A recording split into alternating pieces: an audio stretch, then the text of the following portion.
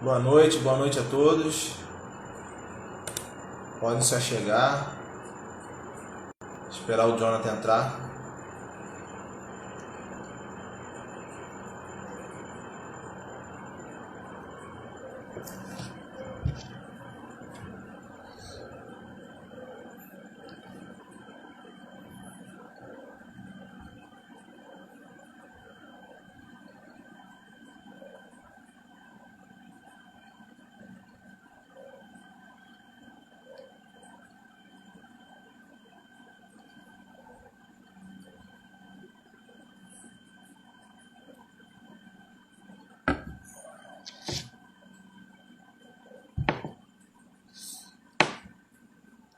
Esperar o Jonathan, né?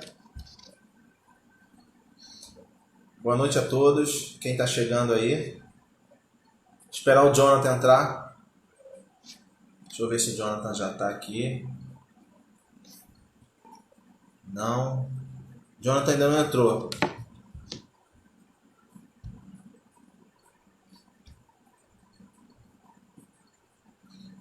Daniel, a sua pergunta está anotada aqui. Você fez duas perguntas. Uma eu consegui anotar aqui, mas a outra você faz na caixa de perguntas aqui, tá?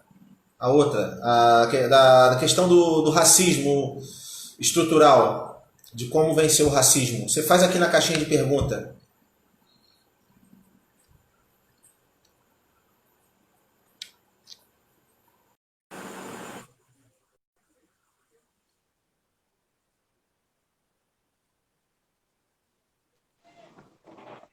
Boa noite, E aí, meu amigo. beleza? Belezinha? Boa noite a todos. Agora sim, oficialmente estamos no ar. Gostaria de desejar uma boa noite a todos aqui que estão presentes. Gostaria de cumprimentar o meu amigo Jonathan, que é um amigo de longa data que eu tenho, um irmão. É um prazer estar fazendo essa live com o Jonathan a respeito das questões raciais. Acho que ninguém melhor do que ele para falar sobre isso. A gente tem que reconhecer que o Jonathan hoje é referência no que diz respeito aos movimentos sociais, ao movimento negro e ao estudo do racismo. Então, estamos todos aqui nessa live para aprender, para debater, para discutir o Brasil. Quem está chegando agora, eu gostaria de falar que esse projeto, vou repetir o que eu falei na semana passada, né? Esse projeto de live que eu estou fazendo aqui é uma ideia que nasceu na minha cabeça, mas a iniciativa é de historiadores e historiadoras, pensadores, intelectuais do Brasil inteiro. É uma contribuição, eu acho que a sociedade precisa disso, os intelectuais brasileiros, eles têm que se posicionar, né, Jonathan? Eu acho que o intelectual que fica preso nos muros da universidade, fazendo um simpósio para 2, 3 pessoas, não serve mais para nada. A sociedade hoje, ela exige um posicionamento do intelectual, ela exige um posicionamento do pensador, do estudioso, do acadêmico. Nós dois somos acadêmicos. E eu acho que é isso. Eu acho que já passou a época do intelectual preso dentro dos muros da universidade. Aí a gente sabe como é que a gente viveu dentro daquele mundo, né? Eu e você juntos. O cara faz um simpósio para 2, 3 pessoas e acha que aquilo ali vai resolver o mundo. E há uma dimensão ética e política fundamental, né? Porque a universidade ela é mantida com dinheiro público. Então, aquele conhecimento que se adquire ali, é preciso que volte na construção da própria sociedade. Tá? E essa é uma iniciativa nossa de tentar voltar para a sociedade aquilo que a gente estudou, aquilo que a gente se dedicou a vida inteira. Afinal, nós dois somos historiadores, Você acabou de falar para mim agora, né? Antes da live, eu te liguei. Você falou, eu estou há 15 anos estudando isso, não sei o quê. Eu também, a gente está há 15. E pensar que eu sou do ano de 2007, né? Eu e você somos de 2007. Você é 2008, né? Você é meu calouro. Então, quer dizer, 13 anos nessa caminhada. Bem, pessoal, gostaria de me apresentar aqui. Vamos começar logo, né? Sem mais delongas. Meu nome é César Filho. Eu sou historiador formado pela UERJ. Eu sou doutorando em História na Universidade Federal do Mato Grosso e também sou professor da Rede Estadual de Ensino do Mato Grosso. Eu converso aqui hoje com o Jonathan Raimundo. Jonathan Raimundo é historiador formado pela UERJ, ele é ativista político e é poeta. Ele foi idealizador do projeto Wakanda em Madureira e também já escreveu para a Folha de São Paulo e para a revista Veja. O Jonathan foi entrevistado por alguns veículos de comunicação, você me corrija se eu estiver errado, como a revista Veja, Rio e a revista Vogue. Além de inúmeras matérias, outras em jornais do Brasil inteiro. Em 2019, o Wakanda em Madureira ganhou o prêmio Maria Carolina de Jesus, da Alerj. Eu converso hoje com Jonathan Raimundo. Cara, tá boa a apresentação? Você está muito comunicador, né? Você está muito comunicador. Eu tô gostando do Eu treinei isso pra caramba. Então vamos lá, cara. Oi? Você sabe o que eu fiz hoje? Eu fiz hoje o que eu não fiz em nenhuma live até agora. Porque como eu estou conversando com você, porra, historiador, doutorando, eu não vou te dar mole, né? Então eu tô com um arsenal de livros aqui. Eu não vou entrar. Eu também. Então eu tenho ao meu redor aqui, ó, 7 livros ao meu redor. Porque é uma coisa geral, todo mundo também fica perguntando, né? Ah, mas indica livro, indica livro, indica livro. A gente pode indicar 1 milhão de livros, há 1 milhão de livros sobre esse assunto. Mas aí eu separei alguns para quando a gente for conversando, eu vou falando, ó, esse assunto está nesse livro, essa referência. Eu também separei aqui algumas citações e tal, para a gente oferecer também essas referências, né? Para criar referências, um de tudo na galera. Beleza.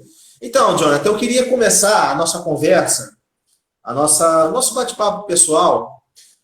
A gente poderia colocar o marco inicial, já que a gente vai falar de racismo, a gente pode explicar, por exemplo, o que foi o racismo científico do século XIX. Porque acho que você vai concordar comigo que o racismo, enquanto instituição, não que a categoria mental de racismo, a superioridade do branco em relação ao negro, essa categoria mental não existisse antes do século XIX. Na época da colonização do Brasil, 1500, 1600, capitanias hereditárias, a gente sabe que isso aconteceu. Mas o racismo, enquanto estruturação de pensamento, teoria científica, ele surge no século XIX. Então, eu queria que a gente batesse um papo sobre isso e explicasse para o pessoal, que eu tenho certeza que muitas pessoas estão interessadas nisso, muitos do nosso público não são historiadores, então eles não tiveram contato com isso. E o nosso papel aqui é explicar isso, né? Então vamos falar o seguinte. Fala. Não, e há uma discussão sobre as questões raciais, mesmo que a palavra raça, ela é inventada pelo Georges Cuvier no século XIX, e aí você tem toda a produção científica, que a gente vai conversar sobre isso. Mas os fenótipos, a diferença de cor, a diferença de cabelo, de traços físicos, existem desde quando as pessoas brancas e asiáticas surgem no planeta. A gente sabe que o ser humano surge na África, e há cerca de 80 mil anos atrás, esse africano, extremamente preto, começa a circular pelo globo. E a partir dessas diferenças de clima, geografia, você começa a criar diferenciação, que aí mais tarde vai ser chamado de raça e tal. Mas haviam, desde a antiguidade, eu estou falando de 10 mil anos atrás, 8 mil anos atrás, conflitos na história baseada no fenótipo, baseada na disputa de alimento, baseada no fenótipo.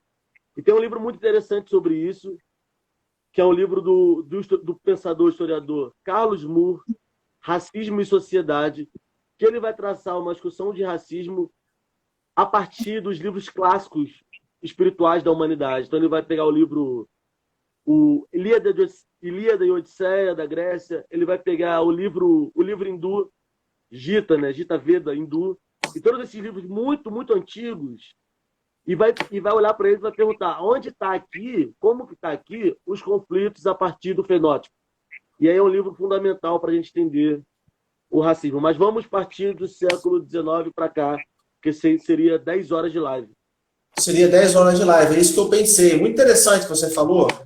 Mas, assim, a gente tem que entender, né, Jonathan, que o racismo, enquanto estruturação de pensamento, enquanto teoria, ele surge lá atrás com o que a gente chama de darwinismo social. A gente sabe que o Darwin foi um pensador do século XIX, ele foi um biólogo que ele estudou aí né, ajudou a estruturar, criou a teoria da evolução, o evolucionismo. E o pensamento darwinista, né, no meio intelectual europeu, ele era muito poderoso no século XIX.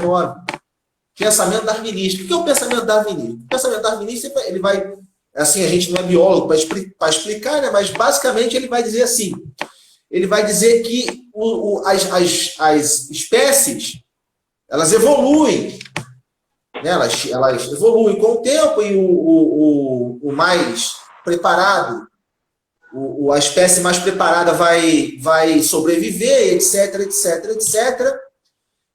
O que interessa para a gente aqui, agora, é entender que pensadores sociais se apropriaram da teoria darwinista, pensadores sociais, pensadores da sociedade, se apropriaram da teoria darwinista para justificar uma teoria racista, que é o seguinte, que a gente chama de darwinismo social. O darwinismo social defendia que os seres humanos eram, tal como na teoria biológica de Darwin, eram hierarquizados. Então você tinha o branco, o homem branco, que era mais desenvolvido, quer dizer, a Europa, o epicentro do desenvolvimento social, econômico e cultural do século XIX, e tinha as outras sociedades que eram menos desenvolvidas. Então, por exemplo, você pega, por exemplo, uma sociedade africana, o Mali, ou sei lá qual, Angola, ou uma sociedade africana qualquer, e aí o cara vai falar assim, não, mas a França é melhor do que Angola, nós somos superiores, nós somos brancos, e, portanto, nós temos o direito de colonizar eles. Aí é aquele que a gente chama de fardo do homem branco. É aí que surge a questão do imperialismo no século XIX. Toda a questão do imperialismo branco no século XIX, das grandes potências europeias, surge nesse sentido. De que, por exemplo, vou dar um exemplo aqui, a França, ou a Alemanha, ou sei lá o quê, na Inglaterra, para dizer, para botar melhor. Os ingleses, eles chegam na costa africana, costa leste africana, com o discurso de nós somos superiores, nós somos melhores, nós somos uma raça superior, portanto, nós vamos ajudar vocês a chegar num estágio de desenvolvimento. Qual é o estágio de desenvolvimento que eles ajudariam? O estágio de desenvolvimento europeu. Mas eu quero dizer que tudo isso é uma teoria por trás disso que a gente chama de darwinismo social, que justificou o racismo. Queria que você comentasse um pouco sobre isso, por favor. Não sei se você sabe que a minha monografia é sobre isso, né? Sobre o racialismo do século XIX e a construção da identidade brasileira. Construção do nacionalismo brasileiro. É isso que eu estudei. E eu falo racialismo porque eu uso o conceito lá do Todorov. Todorov vai diferenciar racismo como estrutura de dominação e racialismo quanto a esse pensamento que surge do século XIX, pseudocientífico, né? Ou científico que à época era tratado como ciência.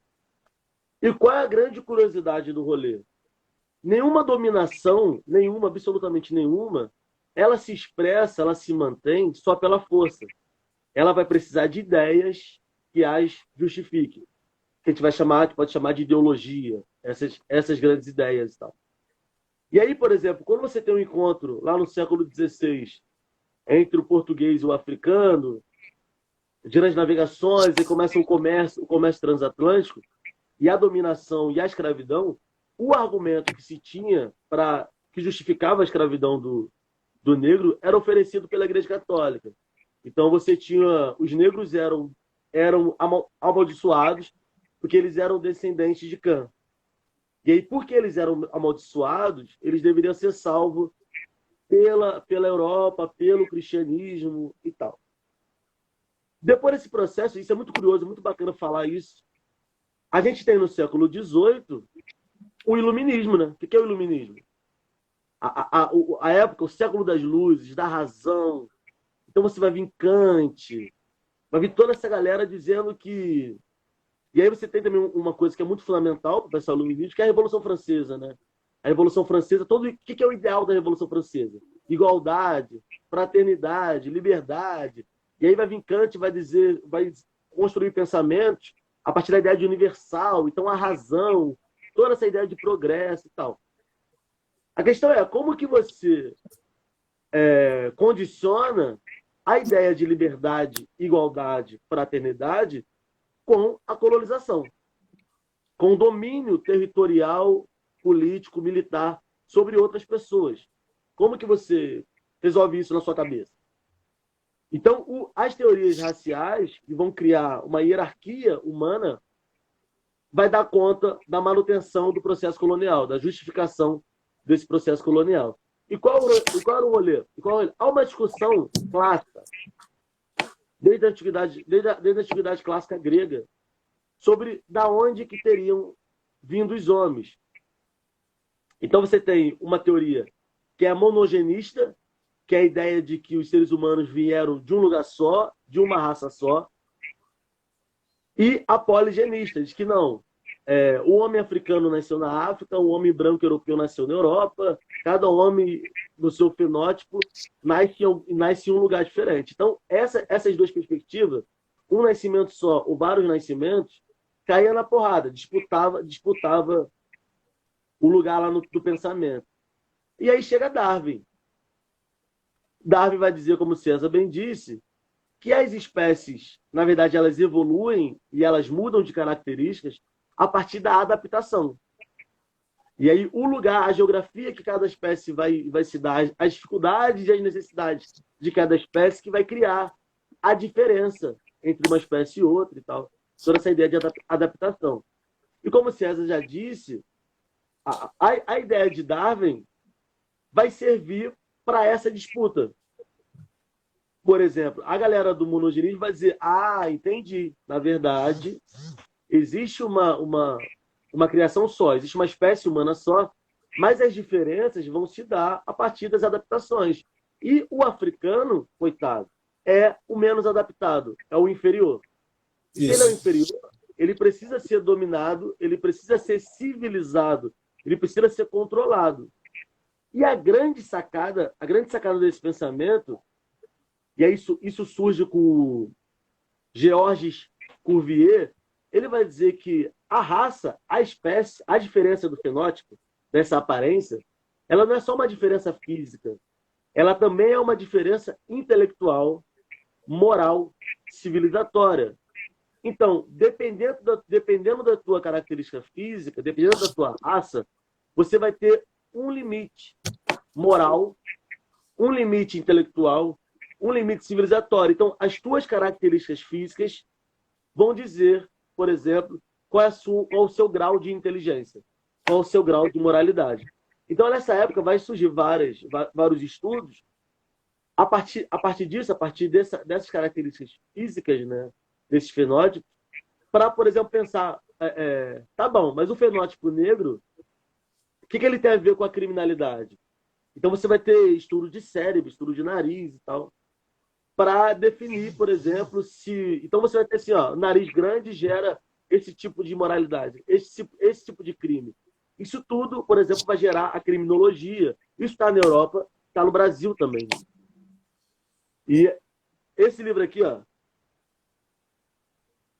O Espetáculo das Raças. Eu tenho esse livro.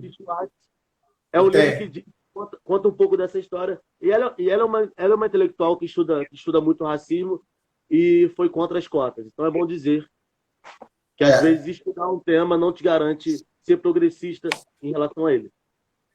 Mas não é uma questão de classe também? Você não acha que o corte também é de classe? Vamos discutir isso depois, então. Vamos debater isso depois. A questão da classe, que isso aí vai dar o que falar. Só para complementar o que você está falando, eu acho o seguinte. Eu acho que o que vai exemplificar para a cultura popular o que você falou, que é muito interessante, muito correto, é aquela famosa cena da caveira do Leonardo DiCaprio. Quem viu o filme Django Livre sabe o que eu estou falando, a cena da caveira. Django Livre, se eu não me engano, foi dirigido pelo Tarantino, né? É um filme maravilhoso, acho que todos devem assistir. É um filme que o Tarantino, de maneira genial, ele vai colocar ali a questão do negro, a questão aquele negro da Casa Grande, né? Aquele negro que vivia dentro da Casa Grande, é o cara que é... Ele é vencido pela categoria mental, ele é levado a acreditar que ele é mais uma violência que a gente vai discutir aqui, a violência do apagamento histórico, apagamento mental da população negra. Mas eu queria dizer da cena da caveira, aonde o Leonardo DiCaprio, ele pega uma caveira, se não me engano, o nome da caveira do tio Ben, sei lá, e ele vai explicar ali por que aquele tio Ben, durante muito tempo, ele ficava com uma navalha raspando a barba do pai dele, e ele nunca teve coragem de dar uma navalhada no pescoço do pai. E como é que o Leonardo DiCaprio vai justificar isso? Ele vai justificar isso dizendo que o negro é inferior ao branco, porque o negro tem uma região do cérebro que é voltada para a submissão. Então, assim, eu queria dizer para vocês, para os espectadores, para todos que estão aqui, que a ciência, muitas das vezes, trabalhou em prol do racismo. Que a ciência, eu acho que o Jonathan, não sei se você vai concordar comigo, mas eu acho que a ideologia, ela fica acima da ciência, porque a ciência trabalha em prol da ideologia, e não ao contrário, a ideologia trabalha em prol da ciência. Por exemplo, a gente tem época da história que era cientificamente comprovado que o judeu era inferior ao alemão, porque os cientistas nazistas conseguiam comprovar isso. Da mesma forma que comprovaram pela fenologia, o amigo aí falou certo, né? A fenologia, o nome do estudo é isso, que o negro era inferior ao branco. É exatamente o que você está falando aí. É o que retrata o que você está falando. Só que é importante dizer isso também, né? Isso se produz na academia como justificativa da violência colonial. Lembra? Igualdade, fraternidade. Então, caraca, como que eu sou igual e domino o outro? Eu domino o outro porque ele é inferior, porque ele é racialmente inferior. Ele é de uma espécie inferior, ele está mais perto do animal do que do humano. E para você divulgar isso, para você fazer isso para que as pessoas acreditem nisso, você vai criar uma coisa fundamental e se manter até hoje, que é a propaganda.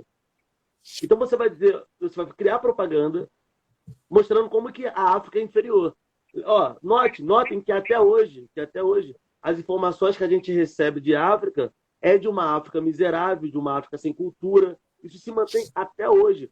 Por exemplo, até hoje, como que eu vou manter a ideia de que a África é incivilizada, é animalesca e precisa da dominação europeia, se eu olho o Egito, que na verdade o nome do Egito é Kemet, que é o berço da civilização mundial.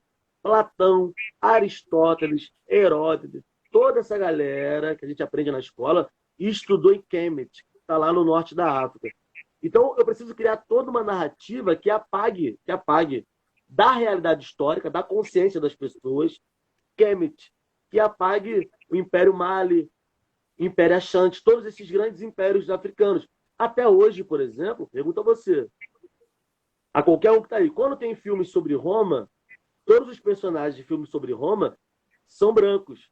Agora, todos os filmes de faraó que você viu, César, que todo mundo aí viu, os faraós são brancos. Os faraós são brancos. E aí a novela, inclusive. As novelas, inclusive, na televisão brasileira, mostram faraós brancos. Tudo isso é uma invenção para justificar e para massificar na cabeça das pessoas de que a África não produziu nada. E as discussões eram muito ótimas, né? Então, tem uma discussão, todo estudo. A egiptologia surge daí. Porque os caras vão pro norte da África e vê paredes incríveis, vê hieróglifo, vê a porra toda e fala, caralho, essa porra aqui existe. Não pode ter sido negro que fez, porque negro é burro, negro é animal. E aí as justificativas são ótimas, né? Desde que foi branco que fez, foi o ET que fez, né? Tem um livro clássico, os deuses astronautas, que vai dizer isso. Foi grandes ETs que construíram as pirâmides do Egito, construíram o Império Maia, Azteca e tal. Então, vai dizer que isso é toda uma produção cinematográfica, linguística, cultural, que vai massificar na cabeça das pessoas esta inferioridade. E isso funciona e se mantém até hoje. Até hoje. Então, eu queria, em cima do que você falou, que eu achei que foi genial sua fala, eu queria falar uma coisa que inclusive é uma fala sua, eu vou roubar de você essa fala. Os caras precisam inventar tudo. A única coisa que eles não conseguem admitir é que os egípcios antigos construíram a pirâmide, que é uma coisa tão genial para... A gente está falando de 2.000 anos antes de Cristo. Então eles têm que botar a culpa no ET, eles têm que botar a culpa no raio que o parta, eles têm que botar a culpa nos maias, mas eles não conseguem admitir que aquilo é uma obra dos egípcios. Uma coisa tão genial. Então, assim, o que eu queria falar também é o seguinte, que existe, além do processo de violência física, que todos aqui conhecem, eu acho que não precisa a gente ficar dando aula aqui de escravidão, falar que a escravidão no Brasil começa desde quando o português chegou aqui, é uma violência, Jonathan. Eu não sei se você vai concordar comigo, mas só para explicar ao pessoal aqui, né, que nem todos conhecem, a gente tem um amigo em comum, Jonathan é meu irmão, né? A gente tem um amigo também em comum que chama Baré. O Baré, ele é um indígena que fez mestrado na UERJ junto com a gente. Não, eu não fiz mestrado na UERJ, na verdade, mas o Baré fez o mestrado dele na UERJ e ele vai dizer que a violência que o negro sofreu é muito parecida com a violência do indígena. São duas coisas muito parecidas que às vezes se entrelaçam. Então, em 1500, os portugueses chegam ao Brasil e fazem tudo aquilo que a gente já conhece, de escravizar o negro, que a gente pode até discutir mais para frente, mas eu quero falar agora da violência mental, do apagamento histórico da cultura negra. É isso que eu quero dizer. Eu tenho um livro aqui que se chama... Você veio preparado, eu vim também. Um livro se chama... Inclusive, esse livro aqui você quer muito ler. Quando eu for para o Rio, da próxima vez, eu levo ele. Se chama Entrevistas com Escravos Africanos na Bahia Oitocentista, do Francis de Castelnau. Francis Castelnau foi um pensador, um biólogo, enfim, foi um estudioso do século XIX, que ele vai vir aqui, ele era francês, meio inglês, e vem aqui para o Brasil para estudar a questão do negro. E ele faz várias entrevistas com os negros.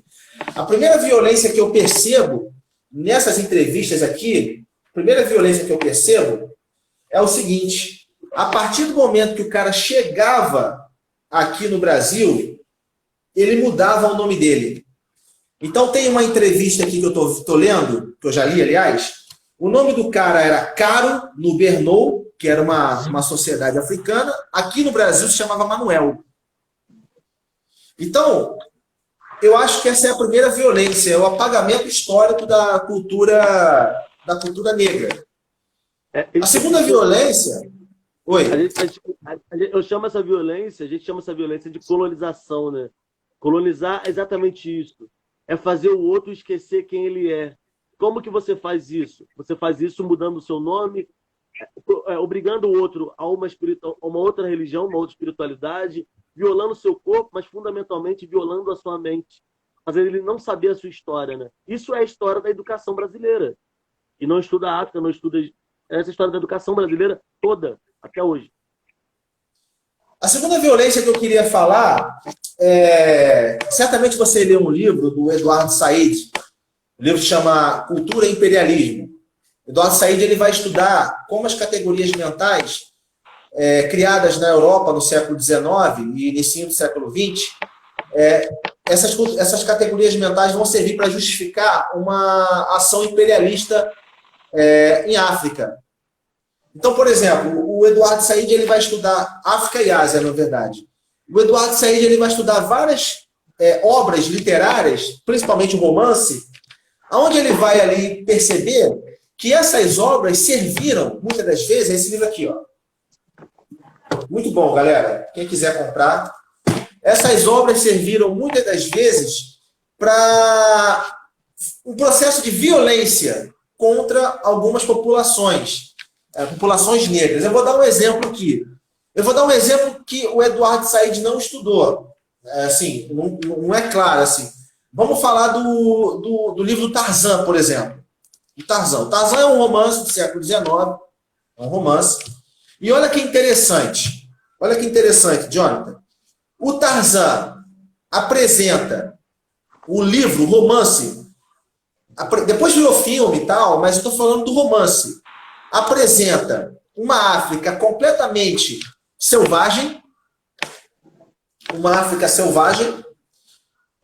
A gente sabe que o continente africano é o segundo ou o primeiro, não tenho essa informação, mas deve ser o segundo, porque a Ásia é bem mais populosa, né? Mas deve ser o segundo continente mais populoso do mundo, mas a África, o autor apresenta uma África como se não tivesse ninguém lá. E aí é preciso um homem branco ir lá, o Tarzan, ele cai e ele vira o rei da selva, ou seja, nem para se autogerir os africanos prestam, porque tem que ir um branco lá e virar o rei daquilo lá. E daí, o maior processo de violência racista, e eu estou falando de estruturação de categoria mental, racismo, o maior processo de violência é o seguinte, é que esse livro apresenta um personagem extremamente incivilizado, selvagem, o Tarzan é um selvagem, e ele só consegue se civilizar a partir do momento que ele vai para a Inglaterra. E aí lá ele se civiliza. Você consegue perceber que são coisas sutis, que passam para as crianças, tem desenho do Tarzan hoje em dia, passa para as crianças, entendeu? Essas coisas, sutil, o racismo ele é sutil. E é muito louco, né? Porque como ele é branco, como ele é da raça branca, ele guarda a potência da civilização. Então, por mais que ele seja tratado com animais, com gorilas, é possível fazer dele civilizado. Tem outro mito clássico também, que esse livro aqui conta. Depois, olha só, depois eu sugiro que eu bote nos meus stories os livros que eu estou citando e o César tira foto dos livros dele e bote nos stories. E aí quem quiser depois vai... O pessoal falou que botou muito rápido. O pessoal está falando que teu áudio está baixo também, cara. Vê se dá uma melhorada aí. Tá. Vou fechar aqui a porta e ver se eu acho um fone aqui. Gente, o livro é esse aqui, tá? Chama Cultura e Imperialismo, do Eduardo Said. Tá? É um livro muito maravilhoso. É um livro que complementa o orientalismo. O Eduardo Said escreveu 2 livros, na verdade, que são clássicos na carreira dele. O Orientalismo, que eu tenho também, mas está ali dentro da jogada ali. E o Cultura e Imperialismo, que é esse aqui. Esse livro é fundamental para quem quer entender a questão do imperialismo através da cultura. Maravilhoso. Vou esperar o Jonathan voltar. Eu estou cheio de referência aqui. Mas vamos lá. Cadê ele? Se vocês tiverem perguntas, eu vou pedir para, por favor, colocar nessa caixa aqui ó, de interrogação. Porque aí, como vocês são muitos, a pergunta ela vai passando assim e não tem como ficar lendo. Então, por favor, coloca a pergunta na caixa de interrogação que eu vou fazer depois para o Jonathan. Eu peguei esse livro que eu vou mostrar, eu vou falar dele depois. Para quem não sabe, a única revolução escrava que acontece é no Haiti, né? O Haiti consegue vencer a colonização francesa, inclusive que a França pede ajuda à Inglaterra e tenta lá dominar o Haiti e não consegue. Aí tem todo um mito que o Haiti fez pacto com o diabo e tal. E o mito também, o mito muito foda é o mito do zumbi, né? O mito do zumbi é um mito criado no Haiti. E o que é um zumbi? Zumbi é aquela pessoa que tá com a sua mente lascada. Tudo isso. Tá me ouvindo? Melhorou? Melhorou bastante. Tudo isso são narrativas para justificar a colonização. E só um detalhe que eu queria falar é que, por exemplo, Napoleão Bonaparte, quando ele vai dominar o Egito e tal, ele, se a galera ver, procurar na internet, a maioria das estátuas egípcias, na verdade que o nome não é Egito, Egito é o nome que a Grécia dá, eles se chamavam de Kemet. Então, a maioria das estátuas em Kemet tem um nariz arrebentado, o nariz e a boca arrebentada. Muito dessas agressões é feito por Napoleão para apagar as estátuas, as características negras das estátuas, né? Como você vê, não basta só criar uma... É preciso manter a mentira, e essa mentira precisa ser mantida na destruição física dessa memória, né? Então, tudo isso foi feito. Se a gente for falar sobre colonização, sobre só o século XIX, o que foi operado, a gente vai ficar até amanhã. E como esse pensamento, é bom explicar como ele dura no tempo, né? A gente fala assim, Jota, isso é lá para 1860, 1870. Galera, até ontem, na idade do meu pai, em 1958, você tinha na Bélgica zoológicos humanos. A galera ia, a família belga, a família branca belga, que tinha, na verdade, a gente sempre fala sobre Hitler, né? Hitler matou 6 milhões de pessoas judeus, mas ninguém fala sobre Leopoldo II, que era o rei belga que só no Congo matou 10 milhões. Até os monstros, tá ligado? Até os monstros que operaram monstruosidade na África, a gente não sabe nem o nome, né? Tudo isso é poder, tudo isso é construção de narrativa histórica, isso é poder. Isso não é por acaso, isso não é aleatório, História isso é é poder. discurso, né, Jonathan? A história é discurso de poder. A gente que fez faculdade, tem um conhecimento um pouco maior do que a galera, a gente sabe que de história é um discurso de poder. Vou dar um exemplo. Por exemplo, agora, atualmente, eu acho que isso está mudando, porque eu sou professor e eu tenho os livros de história, mas não está ideal ainda. Mas quando a gente era criança, e tem muita gente aí que é da nossa idade, a gente abria um livro de história e a gente só via falar da escravidão em relação a negros em relação à escravidão. Nada. Os negros foram escravos. E as revoltas escravas, a gente nem lia. Por exemplo, pouca gente conhece o Levante dos Malês, em 1835, na Bahia. Certo? Pouca gente conhece o Levante dos Malês. Eu só queria dizer o seguinte, para você... Depois vou te fazer uma pergunta, mas eu queria esclarecer, e se você quiser complementar, o seguinte. O próprio conceito de negro, se você discordar de mim, por favor, você fica livre para discordar de mim, você sabe isso muito melhor do que eu, mas o próprio conceito de negro é um conceito, digamos, racista. Por quê? Quando você coloca todos os africanos num só saco, você elimina as diferenças. Então você fala assim, negro.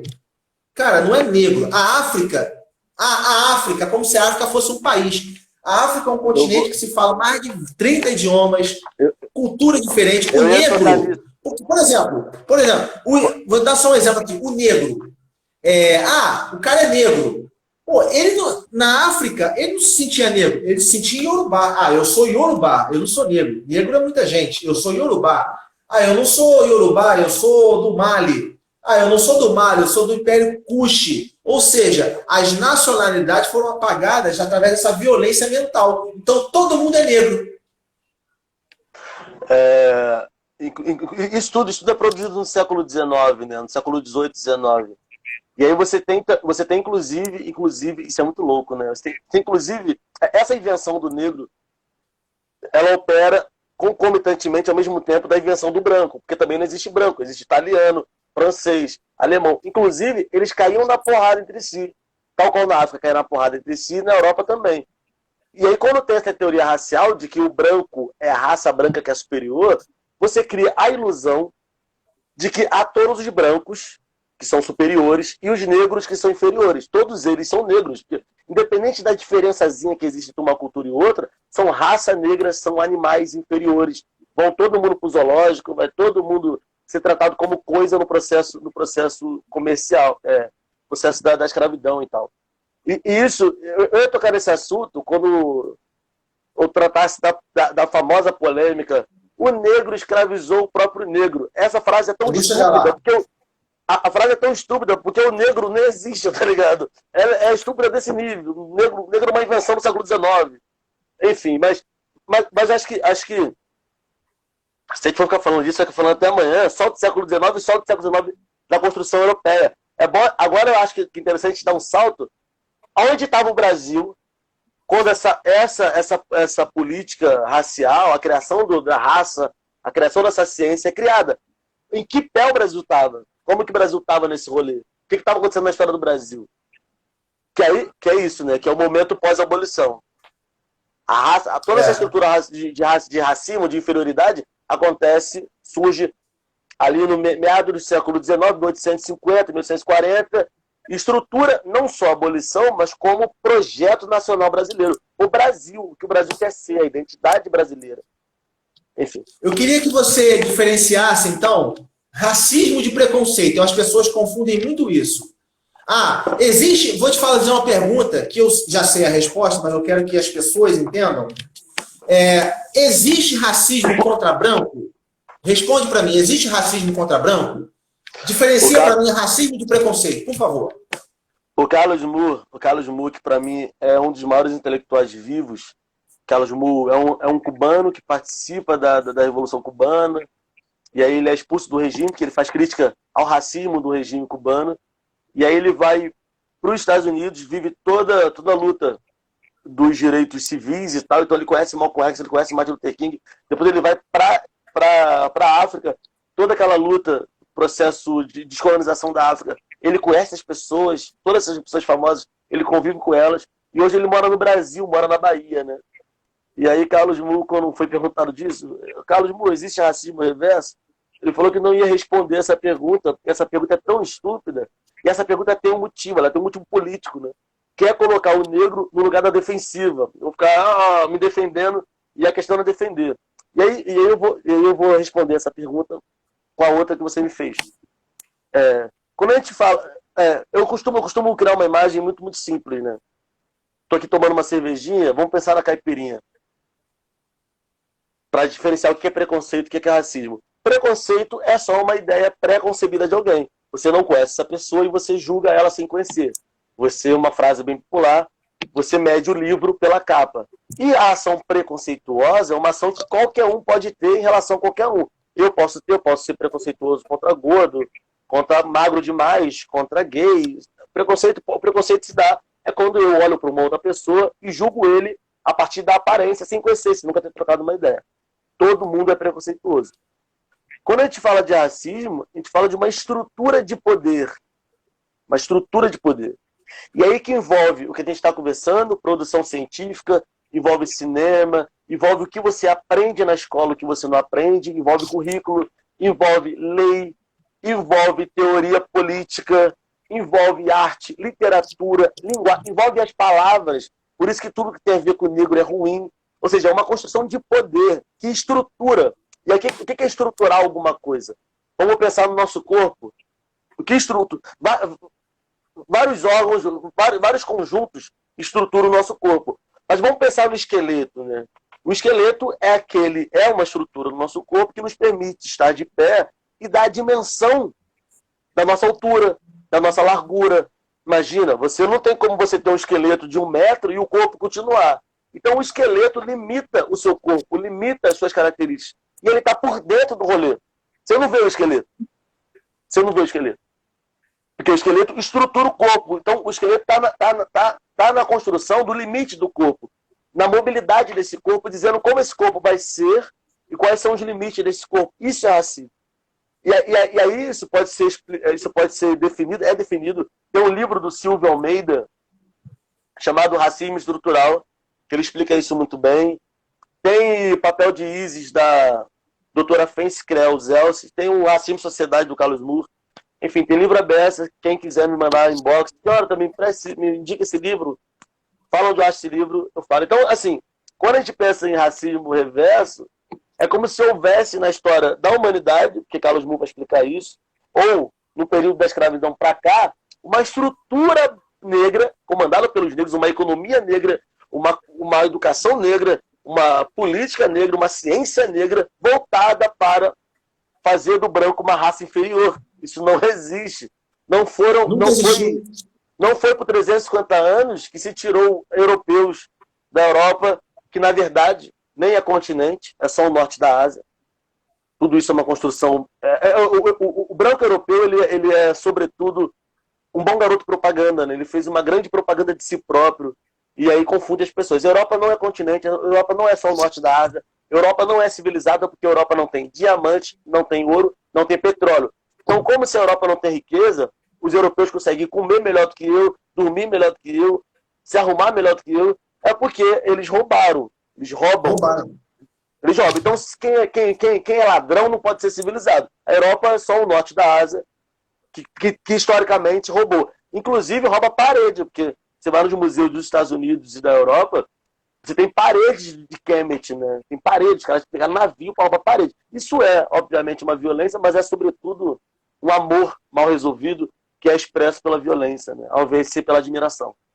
Eu só queria complementar e falar o seguinte, antes de fazer a próxima pergunta, é o seguinte, esse processo de apagamento histórico da cultura negra é tão forte, mas tão forte, que você tem uma universidade no Mali, que é a Universidade de Tombuctu, que ela é anterior a qualquer universidade europeia. Você, por exemplo, tem a Universidade Europeia da Sorbonne, na França, você tem Cambridge, na Inglaterra. A Universidade de Tombuctu, ela é anterior a qualquer universidade europeia. O que isso quer dizer? Quer dizer que muito antes dos europeus implementarem uma universidade, estudarem filosofia, ou seja, terem um pensamento estruturado, os africanos já estavam fazendo isso. Só que há um processo de apagamento histórico nesse sentido. Eu queria te falar, fala. Inclusive, só para provocar a curiosidade das pessoas, aguçar a curiosidade das pessoas, a gente estuda na escola Idade Média, né? A gente estuda feudalismo, obscurantismo, todo esse rolê. E aí a Europa tá pobrezinha, tá ligado? Tá vivendo ali a dificuldadezinha, a casinha humildezinha, morrendo por causa de peste bubônica, doença de rato, pouquíssima higiene. Inclusive, europeu aprendeu a tomar banho um pouquinho, porque teve contato com o africano indígena, porque o europeu nunca tomou muito banho, até hoje não tomam. Isso é uma coisa que geralmente fala que a Europa civilizou, né? O africano é indígena. A Europa aprendeu a tomar banho com a África. Aprendeu não só isso, aprendeu matemática. Porque matemática vem da palavra Ma'at, que é uma deusa de Kemet, a deusa do equilíbrio, a deusa da justiça de Kemet. Então, assim, tem um livro muito interessante. Hoje eu estou conversando com o historiador, vou ficar citando o livro, justamente para as pessoas terem independência e pesquisar, porque é um trabalho que você tem que fazer.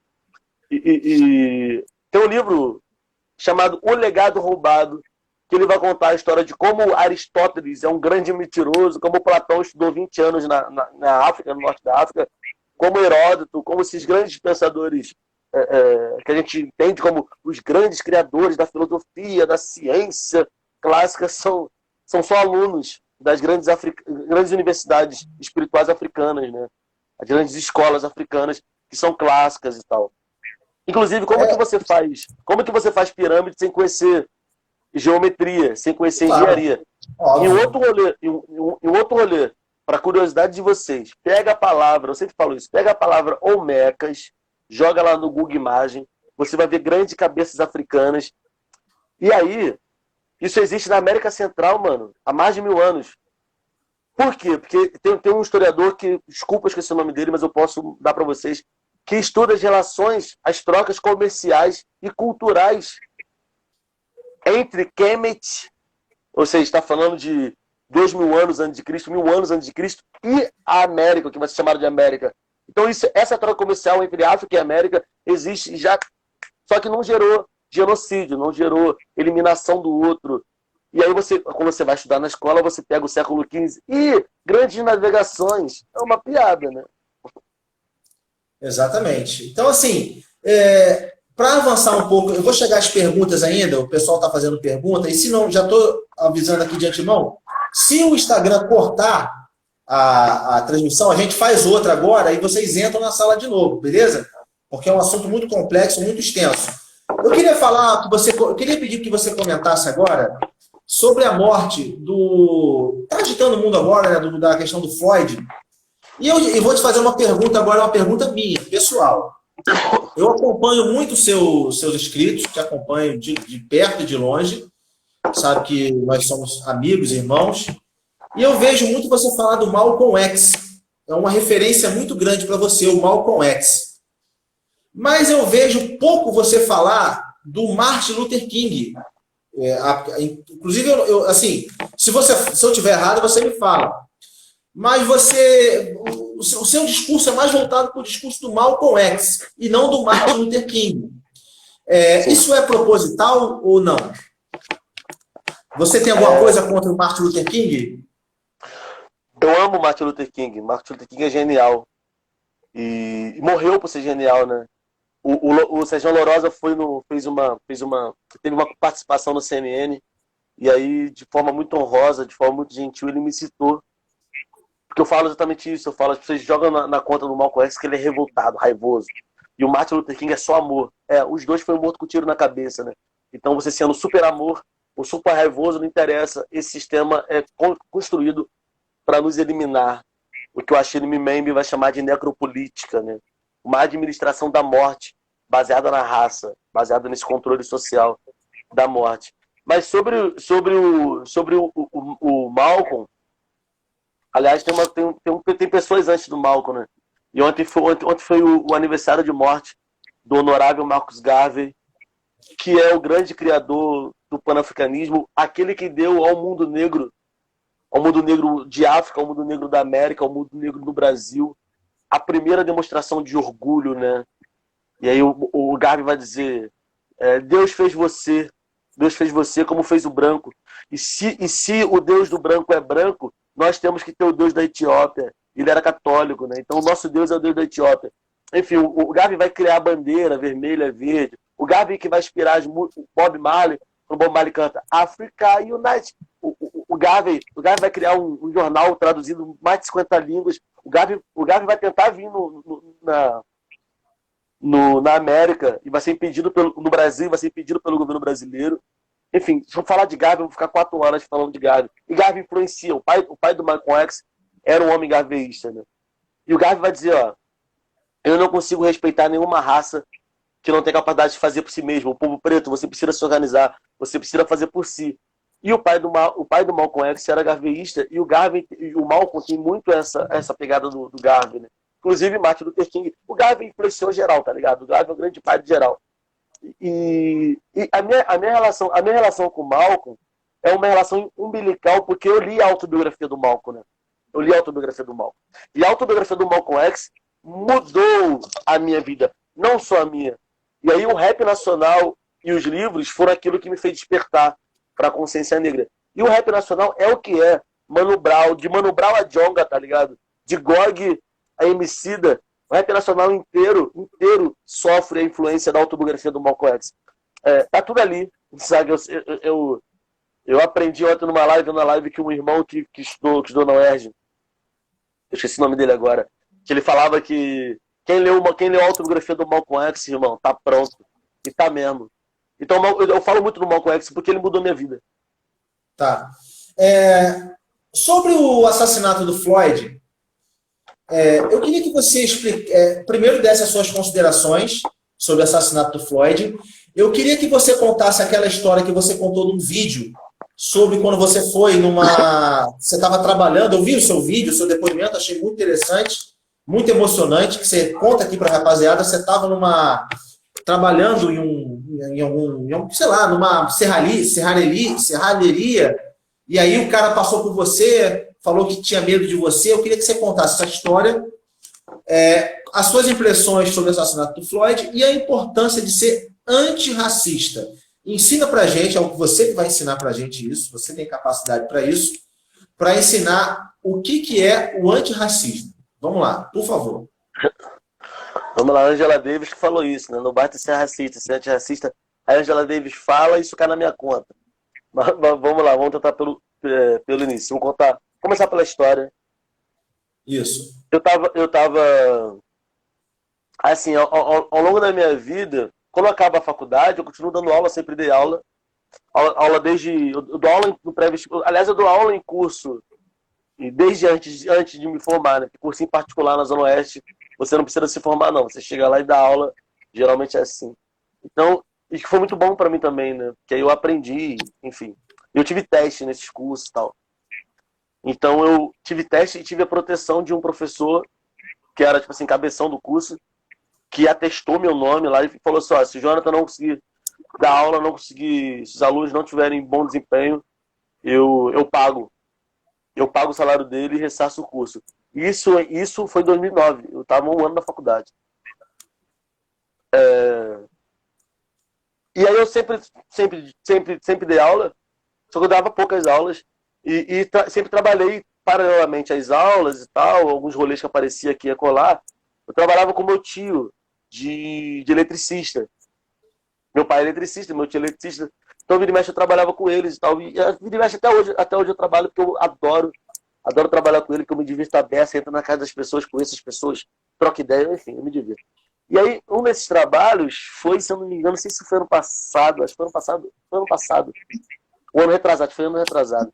Eu estava trabalhando em Quintino, fazendo uma mudança da fiação de toda, porque era uma fábrica que saiu de um lugar e tinha entrado nesse endereço. Então a gente mudou toda a fiação, botou trifásico, fez toda uma mudança estrutural do fio no rolê. E aí essa empresa é uma empresa que trabalha com tinta ela faz dois trabalhos, ela trabalha com tinta desses grandes armários feitos a modelo, armário de gente rica, tá ligado? Sim, um armário que a empresa produz armário e pinta. Um armário que ela vende a 20 mil, 15 mil reais, é um outro rolê, para outra realidade, outro rolê.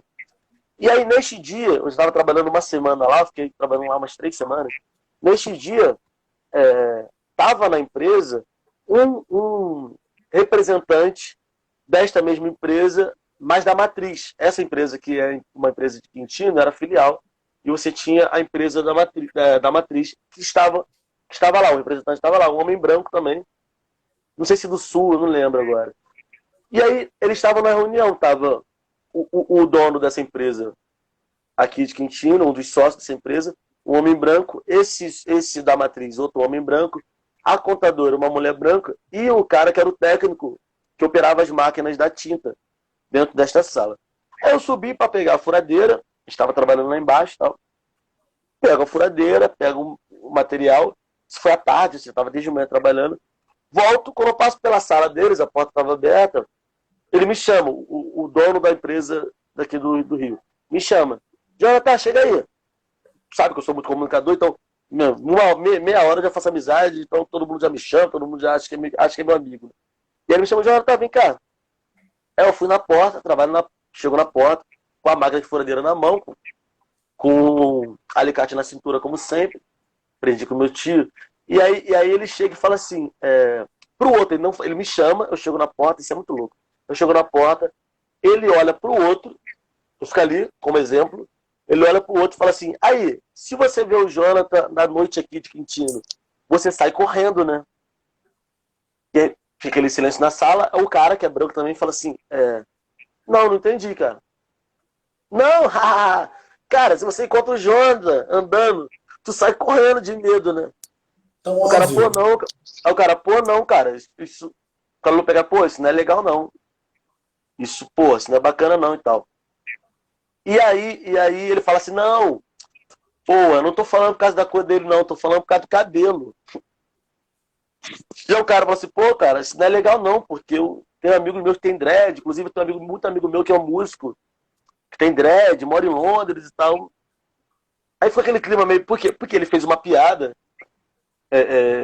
dizendo que eu era bandido, imagina, o Jonathan com essa aparência de bandido, você ia morrer de medo, né? Dessa aparência de bandido. E aí tem tudo isso. Sabe, cara de bandido? Gente, 20 segundos para terminar a live. E aí, quando terminar, vocês, por favor, entrem de novo que o Jonathan vai terminar essa história. Beleza? Vai, continua. Quando acabar, a gente... Acaba, posta a live, porque eu quero essa live. Tá. Então eu vou encerrar aqui e eu vou começar outra, hein? Aí a gente espera a galera entrar.